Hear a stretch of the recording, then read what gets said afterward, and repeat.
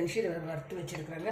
கடலைப்பருப்பு, டமாட்டோ ஒன்றுங்க, ginger garlic paste, 2 சில்லிங்க, ஒரு பட்டை, 2 லவங்கங்க, கொரியண்டர் லீஃபு, கறி லீஃபுங்க, ஆனியனுங்க, கொஞ்சம் மஸ்டர்டுங்க, தேவைக்கேற்ப ஆயிலுங்க. கடலைப்பருப்பு வச்சுக்கலாங்க.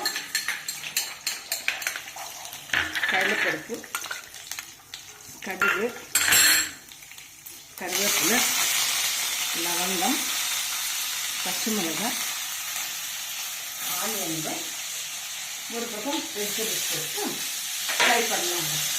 1 கப்பு ரவைக்கு 2 கப் தண்ணி வச்சுருக்குறாங்க. பன்ஷி ரவை நல்ல வேகம் இது, அதனால தான் 2 கப் வச்சுருக்குறாங்க. இதோட வச்சுருக்காங்க. கொஞ்சம் நேரத்தில் ஆகிடுது.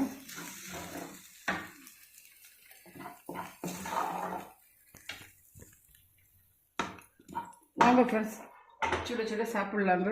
வெஜிடபிள் உப்புமாவும் மேலே கொஞ்சம் கீ போட்டு சாப்பிட்டா சூப்பராக இருக்கும்.